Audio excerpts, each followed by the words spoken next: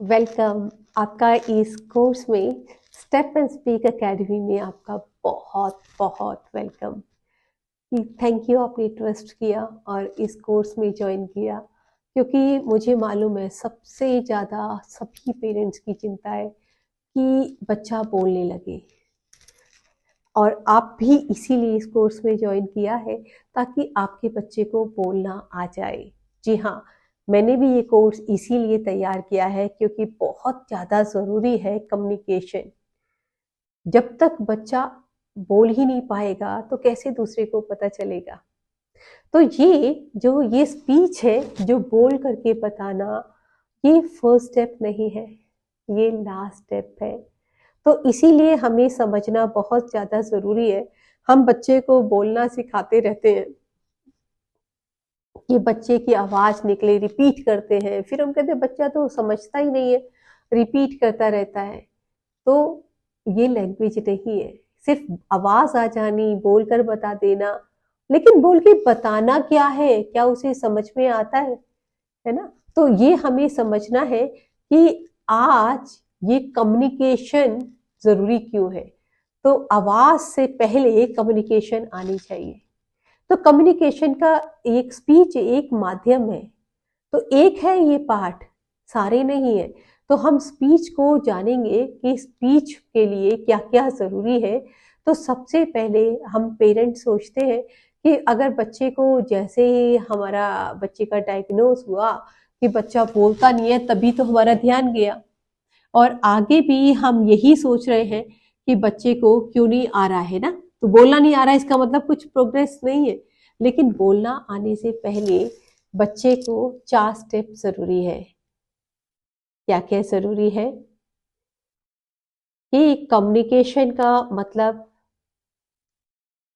ये है, रियल मतलब कम्युनिकेशन का क्या है। कम्युनिकेशन का सिर्फ मतलब बोलना नहीं है। कम्युनिकेशन का मतलब है अपनी ज़रूरत, भावना, पसंद, नापसंद और किसी दूसरे व्यक्ति तक पहुंचाना। जी हाँ, है ना? आप इसको दोबारा देखेंगे, कम्युनिकेशन का मतलब क्या है कि अपनी ज़रूरत, भावना, पसंद और नापसंद को दूसरे व्यक्ति तक पहुंचाना, ये है कम्युनिकेशन। तो एक बच्चा क्या बिना बोले कम्युनिकेशन कर सकता है, दूसरे को कम्युनिकेट कर सकता है? यस, आपका बच्चा भी कर रहा होगा। कैसे? कम्युनिकेशन तो ज़रूरी है, उसके बिना तो वो एक कुछ भी नहीं कर सकता, है ना? तो बच्चा क्या करता है, अगर बच्चे का मन करता है कुछ खाने के लिए, जो उसने देखा है कि फ्रिज में है, तो क्या करता है आपका बच्चा, है ना?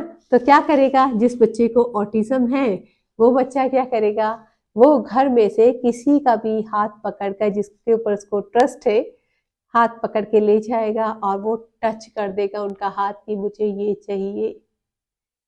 दूसरा माध्यम क्या है कि वो बच्चा पानी की बोतल की तरफ इशारा करेगा, टच नहीं करेगा, इशारा करेगा। तीसरा, जैसे ही उसको भूख या प्यास लगेगी, कोई चीज चाहिए होगी, उसको पता ही नहीं चलता कैसे कम्युनिकेट करे, तो वो रोना, चिल्लाना, अपना बिहेवियर शो करना कर देगा। और तीसरा, जब बच्चा अपना खिलौना देकर हेल्प मांगता है ना, कोई चीज हाथ में पकड़ा देता है और वो चाहता है कि आप उसके लिए ये करें, तो ये सारे कम्युनिकेशन के माध्यम है। तो इसमें शब्द नहीं है। तो शब्द सिर्फ कम्युनिकेशन नहीं है।